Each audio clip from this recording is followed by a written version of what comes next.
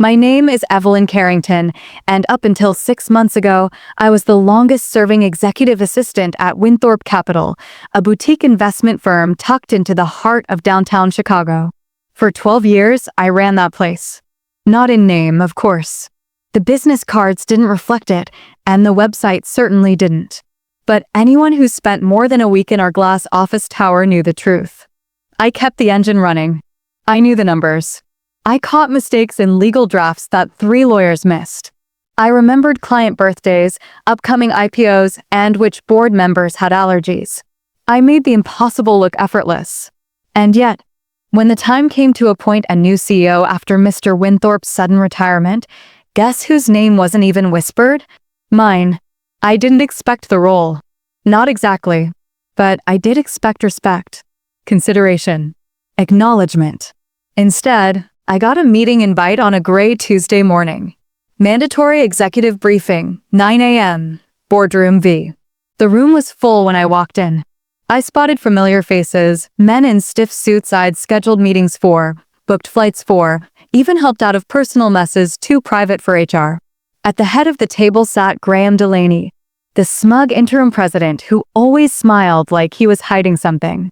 He was 10 years younger than me, 3 notches less experienced, and had an ego as large as the firm's annual bonus pool. He stood and cleared his throat. "Ladies and gentlemen," he announced, "I'd like to introduce our new Chief Executive Officer, effective immediately, Mason Drew." Applause filled the room. Hollow. Mechanical. And I just sat there, blinking. Mason? The VP of Strategy who'd barely survived 2 quarters without my intervention? After the meeting, I approached Graham, keeping my voice even. "May I ask," I said carefully, "why I wasn't considered?" He didn't flinch. Didn't blink. Just offered a tired half-smile. "Evelyn, you're a fantastic assistant. We all know this place wouldn't run without you. But CEO material? It's a different beast." I stared at him. "A different beast?" He shrugged. "You're great with logistics. But leading? Vision? That takes a certain edge. And let's be honest, at your age, maybe stability's the smarter route." My age. Stability. Like I was a bridge to be crossed, not a foundation to be built on. I nodded slowly, backing away before my anger showed. "Thank you for your honesty," I said. But what I meant was, thank you for showing me exactly who you are. That night, I went home to my quiet apartment on the north side, poured myself a glass of Merlot, and pulled out the notebook I hadn't touched in years. Carrington Strategies, Initial Framework. I'd written that title in 2013, back when I thought I'd launch my own consultancy one day. Life, as it tends to do, got in the way. So I shelved it, convinced myself that loyalty to Winthrop was enough. Now I flipped through it like a woman flipping through her own forgotten future. Every page still mattered. Every model still worked. And suddenly, so did I. The next morning, I typed my resignation letter. 2 sentences. No drama. Effective immediately, I resigned my position at Winthrop Capital. Thank you for the opportunity. I printed it on thick ivory paper, signed it in ink, and slid it across Graham's desk without a word. He looked up confused. "You're quitting?" Just like that. "I'm not quitting," I said. "I'm evolving." He laughed. A smug, belittling laugh. "Where are you going to go, Evelyn? You've been behind this desk for over a decade." I leaned in. And yet somehow, I still know more about this company's value than its new CEO ever will. I walked out without a goodbye. No farewell cake. No cheap plaque. Just 12 years of unmatched insight in my head, and something Graham never saw coming. A plan. For the first time in over a decade, I didn't wake up to an inbox of meeting alerts, investor questions, or late-night damage control. The silence was both terrifying and liberating. I brewed a strong pot of coffee and stood by my window, watching Chicago's skyline stretch into the low gray of morning. Somewhere in that jungle of steel and glass, the people I'd helped rise were pretending I'd never been there. But I wasn't interested in dragging my name through their mouths. I was interested in building something they'd never forget. I started with a single sheet of paper. In bold letters across the top, I wrote, "Undervalued, underestimated, unstoppable." I wasn't looking to prove Graham wrong. I was looking to prove me right. And I knew exactly where to begin. By Friday, I'd scheduled a coffee with Natalie Ching, a friend from my college days who now worked as an analyst for a small venture capital firm. She was whip-smart, unfiltered, and remembered everything I'd done for Winthorpe, even when Winthorpe didn't. We met at a tucked-away cafe near Lincoln Park. "Evelyn Carrington," she said with a grin, sliding into the booth. When I saw your name pop up in my calendar, I thought, either she's launching a business or she's getting married. Guess which one? I smiled. She leaned in. "You finally doing it?" "I'm done helping men in navy suits get richer while they call me kiddo behind closed doors. I'm building something real. And I need backing." She took a slow sip of her espresso. "I always said you were the smartest person in the building. Flattery won't get you equity," I teased. She laughed. "No, but data might. You have a plan." I pulled out a crisp, spiral-bound deck from my bag. Not a pitch. A blueprint. I showed her my model. A boutique advisory firm specializing in turning around companies in trouble, not with fluff or false promises, but with operational precision. The kind of expertise that only someone who's kept the wheels turning from behind the scenes truly understands. "Carrington and Company," I said, setting the last slide down. "Not a dream. A machine. Ready to run. I just need fuel." She sat back, impressed. "You're not asking for much. This is modest seed capital, smartly forecasted. What's the first target?" "An acquisition," I said, watching her eyebrows rise. "Already?" I nodded. "Not a big one. Just enough to get attention." She leaned forward. "You're going to make a splash." "I'm going to cause a quiet wave," I said, one that knocks over all the chairs later. By the end of lunch, she'd offered to set up 3 meetings with early-stage investors she trusted. I didn't expect miracles.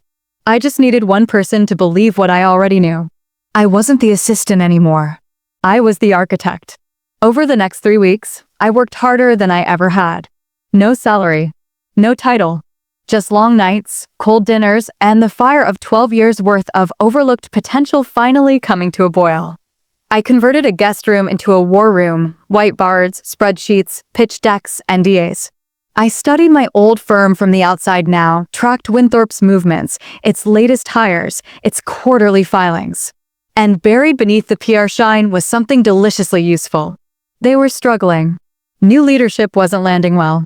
Their 2 biggest accounts had quietly jumped ship. And there were whispers that Graham's vision for scaling was little more than a glorified vanity project. By early spring, Natalie called. "We're in," she said. "One of my angels wants to back you for $400,000. Convertible note, low interest, high trust." I nearly dropped the phone. "And, Evelyn," she added, she only had one question. "You know what it was?" "What?" she asked. "Why isn't she CEO material?" I laughed. A genuine, full laugh. "Tell her," I said, "because the last man who asked that is about to find out." It's funny how quickly people will sell pieces of something once they stop believing it will last.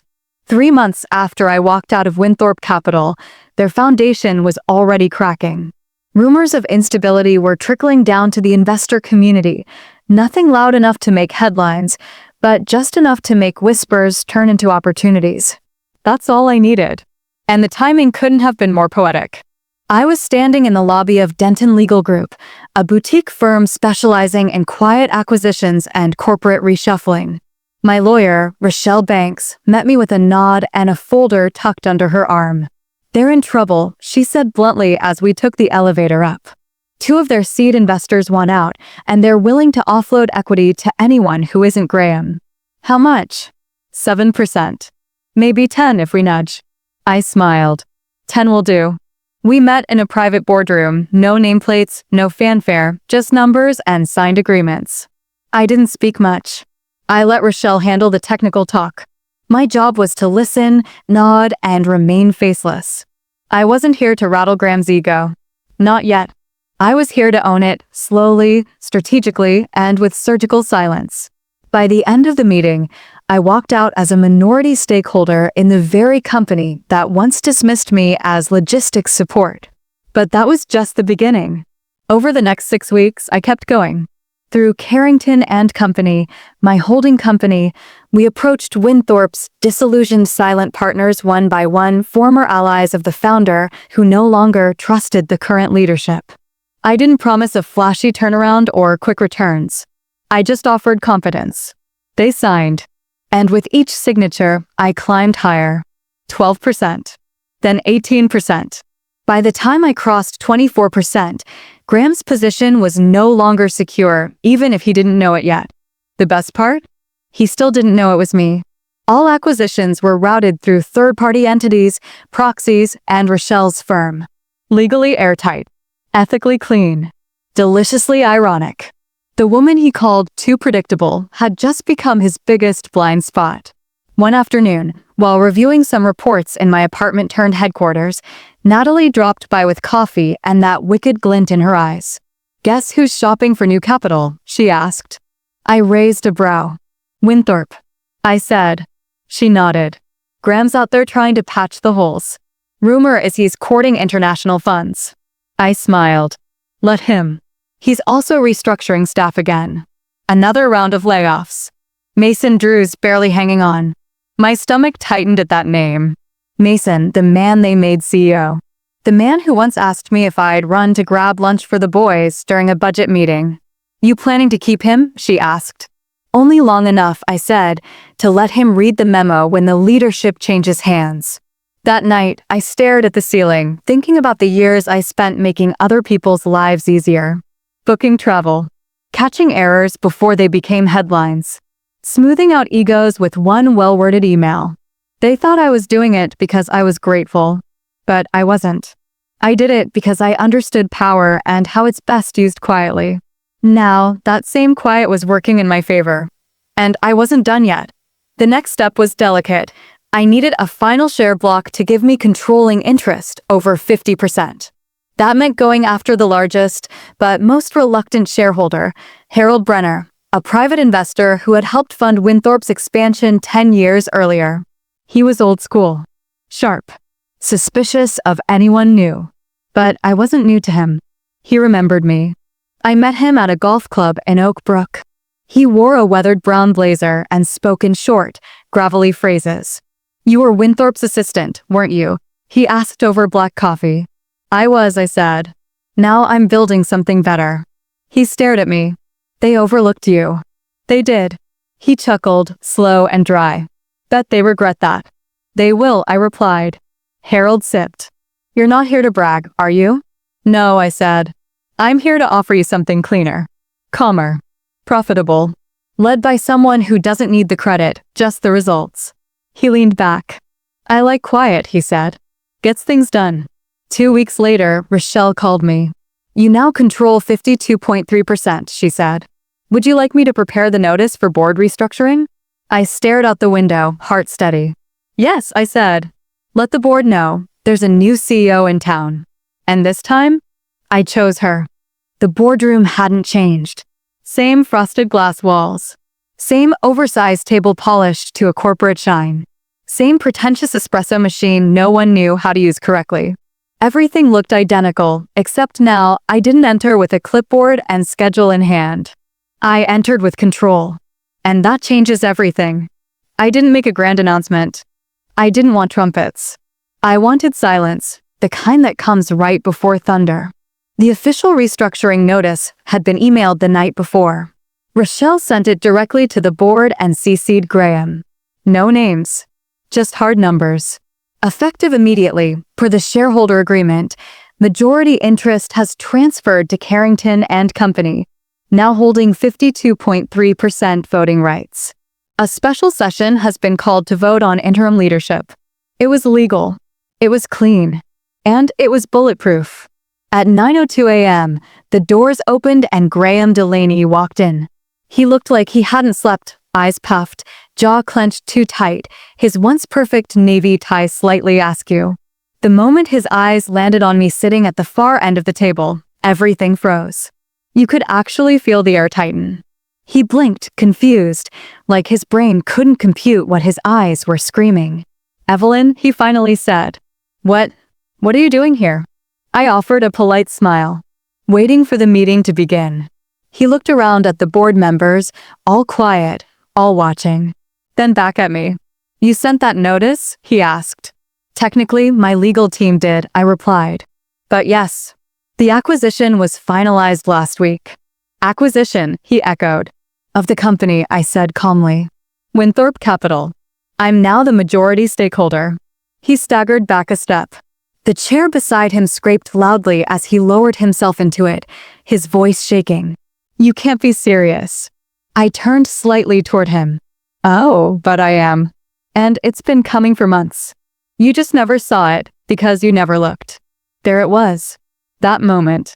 The one I'd imagined a dozen times, the moment his confidence turned to realization.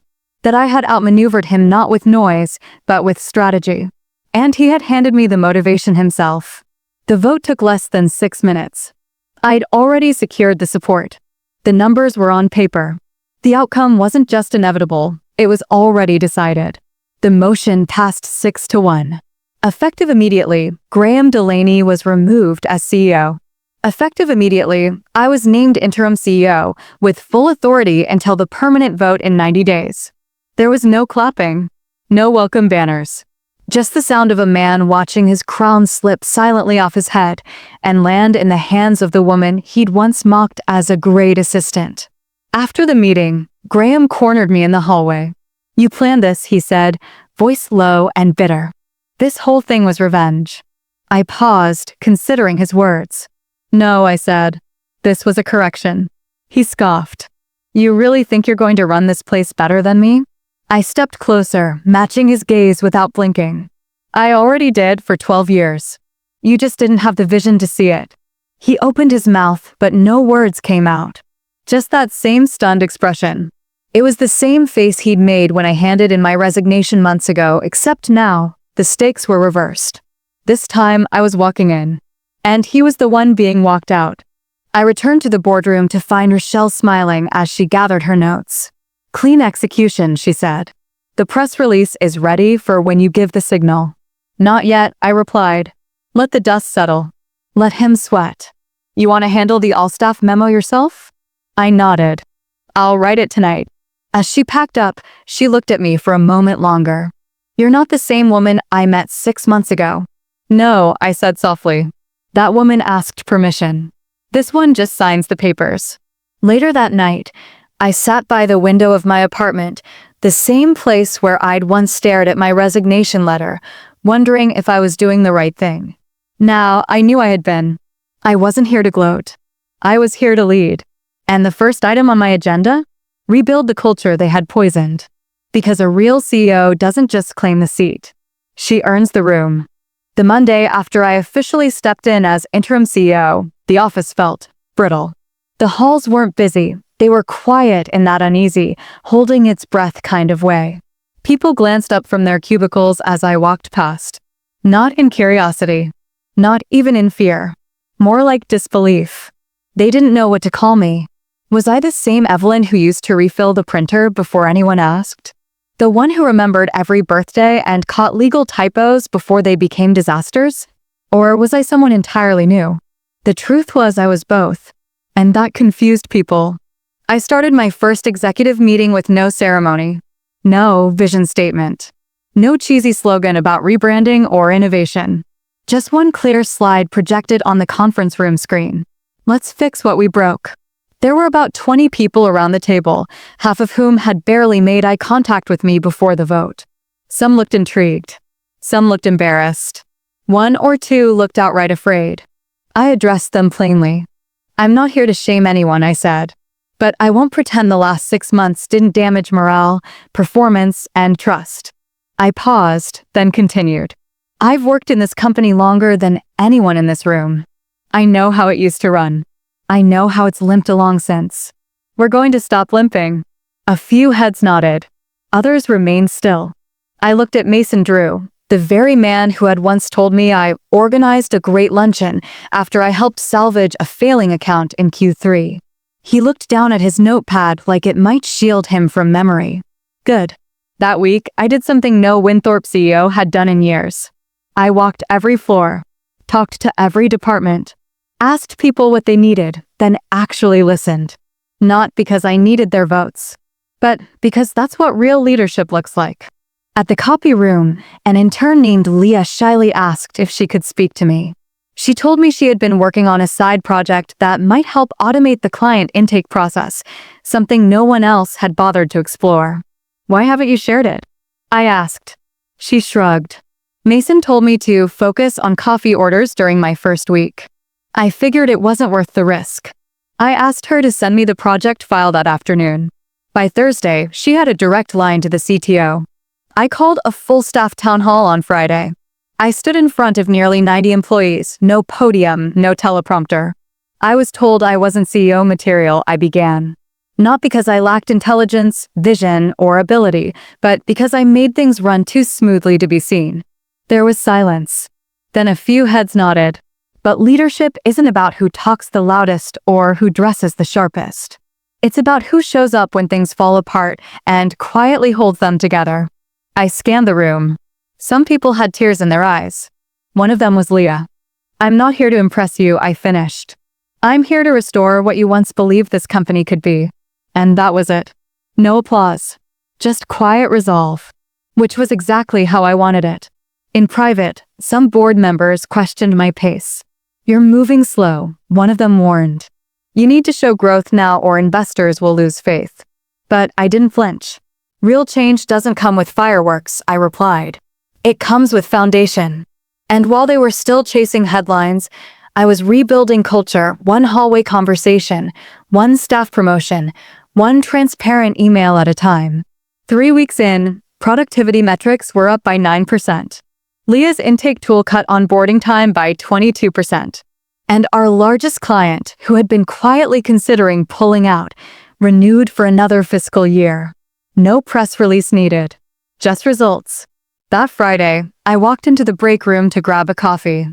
2 junior associates straightened when they saw me. I waved them down. "Relax," I said. "If the CEO can fix the printer toner, you're allowed to eat pretzels in peace."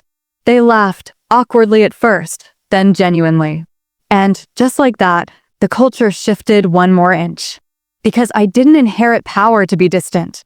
I claimed it to remind them what it feels like when leadership doesn't just sit at the top, but walks the halls with them. It was 6:12 a.m. when the message hit inboxes across the company. A simple subject line. Direct. Unapologetic. Subject, a new chapter from the CEO herself. I wrote it myself. No ghostwriter. No PR polish. Just me, sitting at my kitchen counter at 4:30 a.m. with a mug of black coffee and a decision. It was time to stop hiding. Dear Winthorpe team. 6 months ago, I handed in my resignation after being told I wasn't CEO material. I was told my strengths were in support, in scheduling, and holding the fort, but not in leading it. I left quietly, not because I believed that assessment, but because I knew the only way to change it was to prove it wrong. Today, I lead this company not as a figurehead, but as someone who has walked your hallways, fixed your systems, and carried this organization through its most silent crises. We will not move forward with noise, but with strategy. We will not lead through ego, but through execution. We will not beg for attention, but we will earn respect. Because this time, the person at the top knows exactly how things work at the bottom. Evelyn Carrington, CEO. I hit send. Then I stood by the window, watching the gray morning split open with sunlight. Across town, Graham would likely be waking up to a dozen texts and forwarded messages asking, "Did you see this?" The poetic part? He wouldn't be able to stop it. By 9 a.m., the story had been picked up by 2 mid-tier business blogs. By noon, it hit LinkedIn's trending section under #female leadership and #silent power. Former executive assistant now owns the company that rejected her. From the front desk to the boardroom, Evelyn Carrington's quiet rise. I hadn't called a single reporter. They came on their own. That afternoon, my assistant Ruth entered my office, still getting used to the power shift. "There's a reporter from the Chicago Ledger Online too," she said. "Wants a quote. Said your email made their editor cry." I smiled. "Tell them I'm not giving quotes. Tell them the email was the quote." She grinned. "Got it." The old Evelyn might have rushed to every mic. But this version? She let the silence speak louder. The only person who hadn't responded yet was Mason Drew. He hadn't congratulated me, hadn't even acknowledged the leadership change publicly. But that was fine, because I had plans for Mason, and they didn't require his cooperation. That night, I scheduled a one-on-one meeting for the next morning. Subject line: let's talk about what's next. He arrived looking nervous. Gray blazer, no tie, eyes darting like he wasn't sure if this was going to be a handshake or a trap. I didn't offer either. I motioned for him to sit. Mason, I said, calm and steady. We're restructuring the executive team.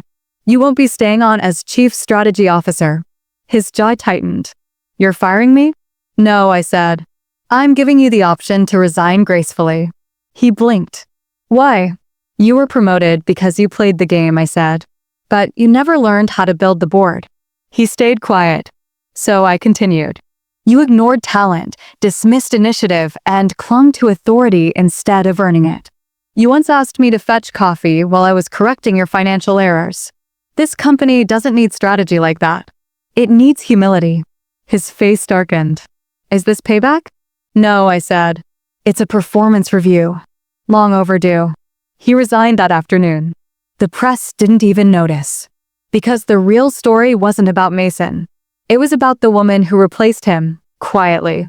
The next morning, I found a small envelope tucked beneath my office door. No name, just a note card inside. Thank you for reminding us that real power doesn't scream. It walks in with purpose and never apologizes. There was no signature. But I didn't need one. I knew that handwriting. It was from Leah, the intern who was now working under our CTO. That card meant more than any article. Because the real revenge wasn't about punishing the men who doubted me. It was about becoming the kind of leader I never had. It had been almost 2 months since the board vote, 2 months since Graham Delaney was walked out of the office he used to strut through like he owned the place. I thought I'd seen the last of him. But one morning, just after I returned from a partner strategy breakfast, Ruth appeared in my doorway, eyes wide. There's someone here to see you, she said, lowering her voice. It's Graham. I raised an eyebrow. Did he make an appointment? No. He just walked in. Said he'd wait. That sounded like him. Always assuming his name opened doors. Always expecting an exception. I nodded. Send him in. He looked different. Smaller somehow. His usual pressed look replaced with a wrinkled jacket, unshaven jaw, and eyes that carried too many sleepless nights. Evelyn, he said, trying to muster a smile. You look, well. I am, I replied flatly. How can I help you, Graham? He took the seat across from me and exhaled like a balloon losing steam. I'm not here to fight, he said. I've been thinking about what happened. I leaned back, arms crossed lightly. And what exactly have you been thinking? He swallowed hard. That maybe I underestimated you. And maybe I deserved what happened. But I wanted you to know I've had time to reflect. And if there's ever a space here on the board, in strategy, I'd love the chance to earn back your trust. For a moment, I didn't speak. Not because I didn't have words, but because I had too many. All those years I sat outside executive doors, scheduling meetings for men who thought I was invisible. All the times I made Graham look smarter than he was because I cleaned up his messes before anyone noticed. And now he was sitting in front of me, asking for a second chance. I studied his face. I don't hold grudges, Graham, I said. But I do have a memory. And I remember when I asked why I wasn't considered for leadership, you said I lacked vision. He winced. You said I was great at support, but not direction. That I was too stable to lead. I was wrong, he said softly. I nodded. Yes, you were. He leaned forward.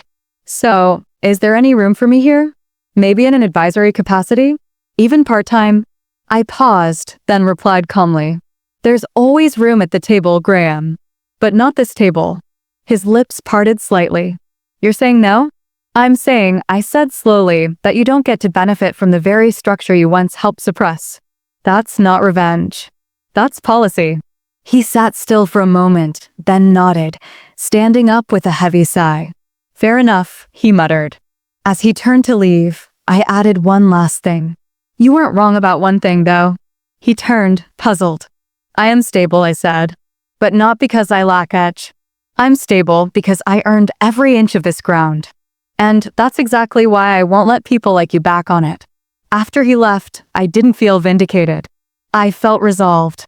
Because real revenge isn't about humiliation. It's about boundaries. And Graham finally understood mine. Later that day, I got an anonymous delivery. A single silver fountain pen in a velvet case. No note. But I knew it was from him. A man's quiet way of saying sorry when he's finally lost the leverage to say it out loud. I placed it on the bookshelf behind me, not as a trophy, but as a reminder of how far I'd come, and how close I had once been to never getting here. I had stood in that conference room hundreds of times.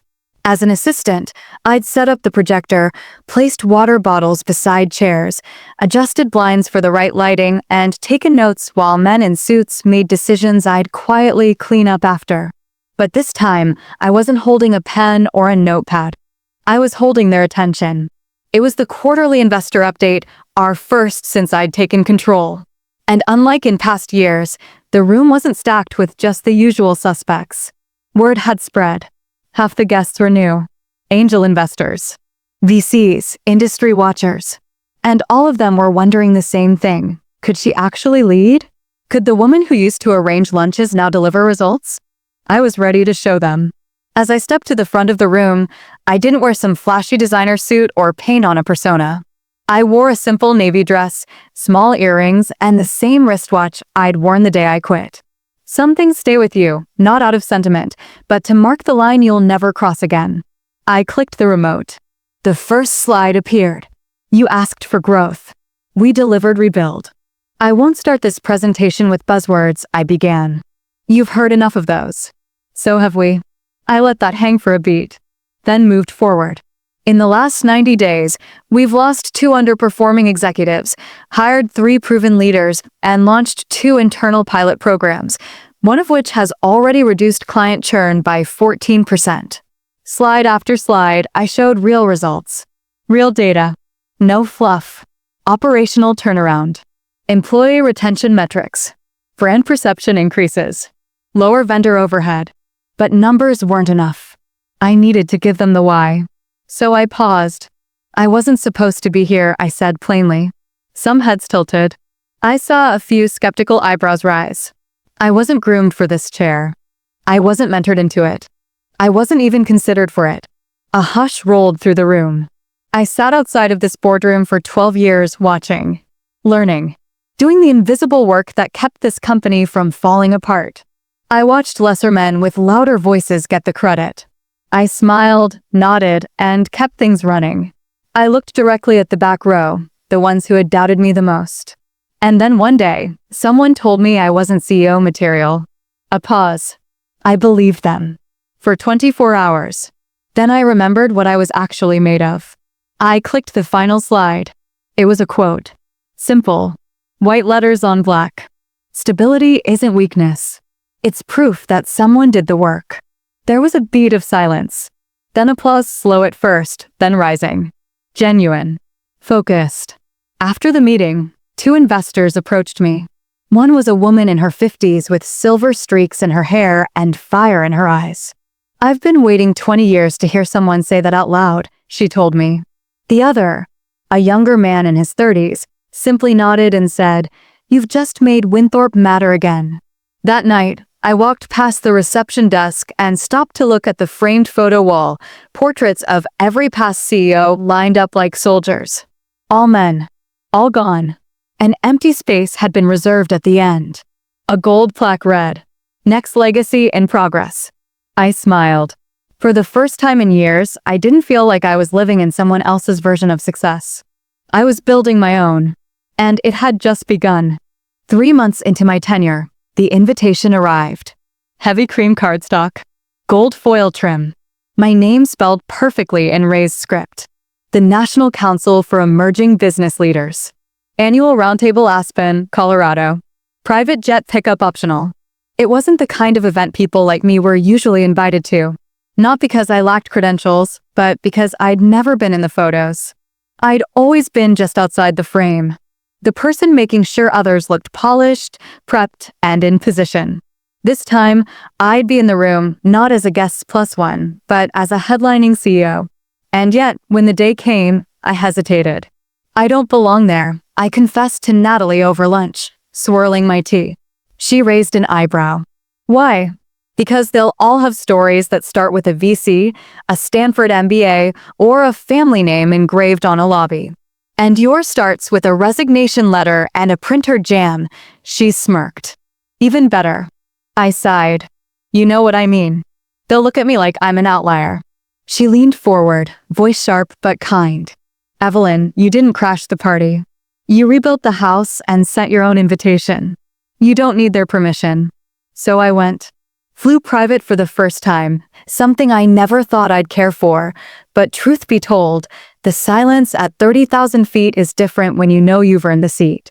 The conference was tucked in a glass-wrapped resort surrounded by pines and distant peaks. Name tags read like business magazine covers. I recognized 3 faces from articles that had once inspired me and 2 from companies I'd quietly competed against without them ever knowing. No one asked how I got there. They just assumed I belonged, which was both surreal and long overdue. The first panel was called Invisible Labor, the backbone of corporate success. The irony? It was led by 3 men who had never sent their own calendar invite in their lives. I watched, biting my tongue, as one of them spoke about support systems like they were technical specs instead of human beings. Finally, during the Q&A, a hand went up across the room. It was mine. Has anyone on the panel ever worked in a support role? I asked. Like executive admin, operations coordinator, even office manager? A pause. Some laughter. One man cleared his throat. Well, no, but... Then with all due respect, I continued, you're not speaking from experience. You're speaking from assumption. And that's part of the problem. There was a ripple in the room. Not resistance, recognition. I didn't stay to debate. I stood, nodded politely, and left for the terrace. Out there, a woman in her early 40s approached me. She looked polished, but tired, the kind of tired you only earn from always proving you deserve your title. You said what half this room wanted to, she said. I've been in leadership for a decade and still get mistaken for someone's assistant. I smiled gently. I used to be one. That's how I know what most leaders miss. She held out her hand. Christina Owens, COO of Foster & Bloom. I shook it. Evelyn Carrington. Winthorpe Capital. Her eyes widened. You're that Evelyn? I am, I said. And no, I'm not CEO material. I'm CEO reality. That night, at the final dinner, a panel moderator invited audience members to stand and share their defining leadership moments. I didn't plan to speak. But then I thought about how many people like me never got the mic, how many women who held companies together from behind the scenes never got to tell their story. So I stood. And I told mine. Not the resume version. The real one. How I rose by doing the work no one else wanted. How I walked away when I wasn't seen. And how I came back with a pen, a plan, and a controlling share. Afterward, 3 young women approached me. One had tears in her eyes. You made me believe I don't have to change who I am to lead, she whispered. I placed a hand on her shoulder. You don't, I said. You just have to stop waiting for someone else to open the door. Build your own. 2 weeks after the Aspen conference, the requests started coming in one after another. Podcasts, webinars, magazine profiles. They all wanted a piece of the woman who bought the company that overlooked her. I ignored most of them. I didn't need the spotlight to validate what I'd already rebuilt from the ground up. But one name stood out. Danica Greer, senior journalist at the Capitol Report. Sharp, seasoned, no nonsense. She didn't chase drama, she chased story. Her email subject line was simple. A conversation, not a headline. That was enough for me. We met at a quiet corner bistro near the lakeshore. No lights, no camera crew. Just her small digital recorder and a notepad. She ordered black tea. I stuck with water. I'll be honest, she said, pressing record, I didn't expect you to say yes. Why not? Because women like you rarely tell the story themselves. Usually, someone else tells it about them. I nodded. I figured it was time to change that. She smiled. Let's start with the obvious. Why didn't you fight for the CEO role when it was offered to Mason Drew? I leaned back in my seat. Because it was never offered, I said. I wasn't even considered. And why do you think that was? I looked at her directly. Because I didn't wear the uniform. Because I didn't make noise. Because I solved problems instead of creating fires to put out. Because I was steady. She jotted notes. And now that you're in charge? I'm still steady, I said. But I don't ask for permission anymore. She asked about strategy, leadership philosophy, and operational reforms. But near the end, she surprised me. Do you think Graham Delaney ever respected you? I paused. I think Graham respected what I did, but not who I was. There's a difference. And Mason? I gave a small smile. Mason didn't even know what I did. Which is worse. Danica set her pen down, recorder still running. Final question, she said. If you could go back and say one thing to yourself the night you resigned, what would it be? I looked out the window, watching a gull trace a perfect arc across the water. I'd say, don't flinch. Because you're not walking away from your future. You're walking toward it. The interview published the following Sunday. Front page of the business section. The Quiet Revolution, How Evelyn Carrington Took Back Her Power. The article was elegant, honest, raw. It didn't dramatize my fall or exaggerate my rise. It just told the truth. And that truth resonated more than any revenge fantasy ever could. On Monday, as I stepped into the elevator at Winthorpe, I saw something that stopped me in my tracks. Taped beside the buttons was a printout of one of the interview's quotes. Stability isn't weakness. It's the foundation most leaders stand on, whether they admit it or not. No one claimed responsibility. But I knew. Culture had changed. Not because I ordered it. Because I modeled it. Later that week, Ruth knocked on my office door holding a small envelope. No return name, she said. But it's handwritten. Inside was a folded note on heavy cream paper. You've made us all proud to be seen again. A former assistant. There was no signature. But that note? That was the real legacy. 90 days. That was the time frame the board had agreed on when I stepped in as interim CEO.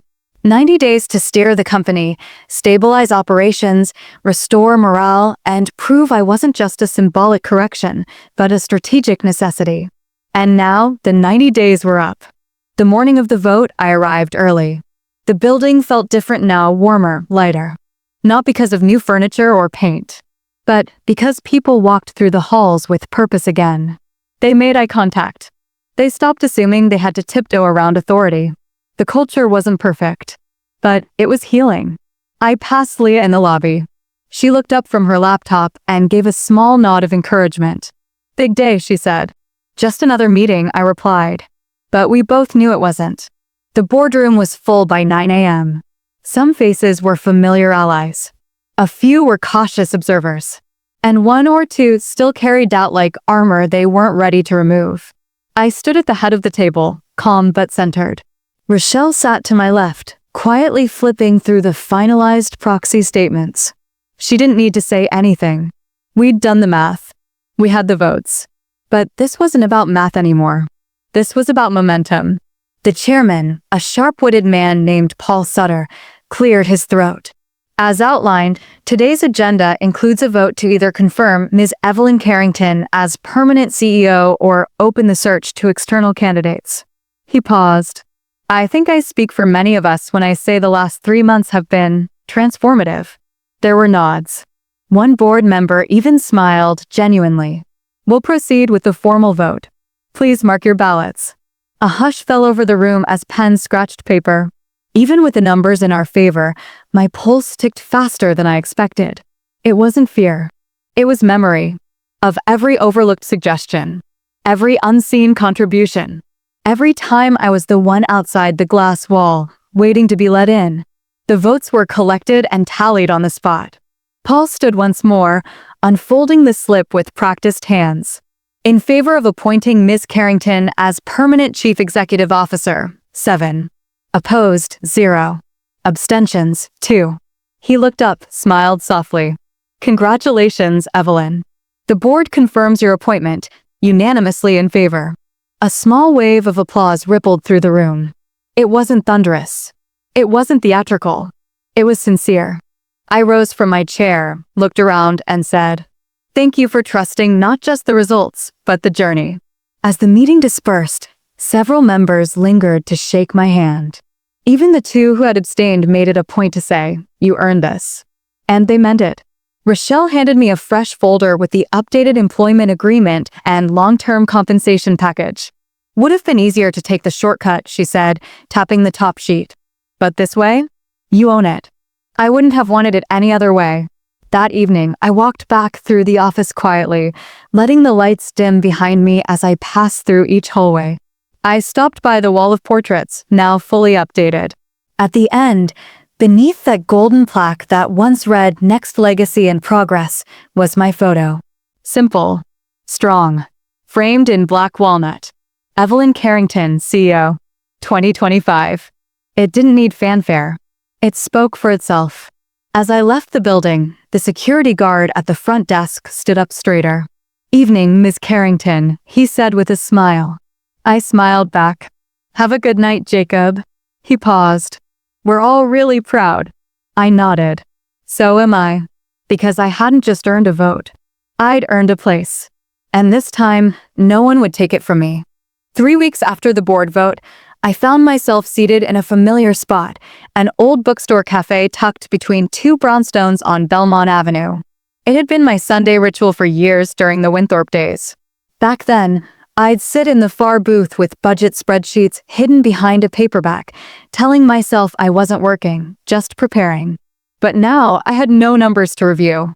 No mistakes to catch before a man in a tie took the credit. Now I was just me.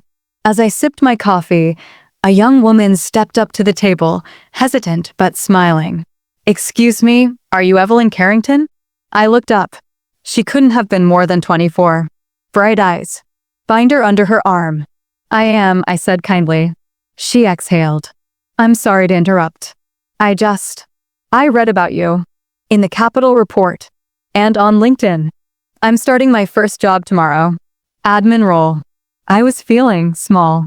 "Then I read your story." I set my cup down, fully focused now. "Don't ever feel small," I said. "You're standing in the foundation of something others don't see yet. But that doesn't make it less real."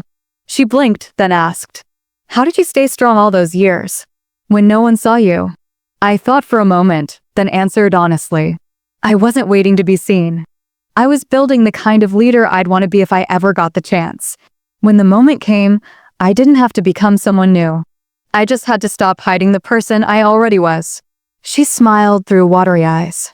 "That's going to stick with me." I hope it does. That night, I returned home to find a small package at my door. No sender name. Just a familiar wax seal pressed into the envelope flap, an old Winthrop logo, barely legible. Inside was a box. And inside that, a leather folio. My initials embossed in gold.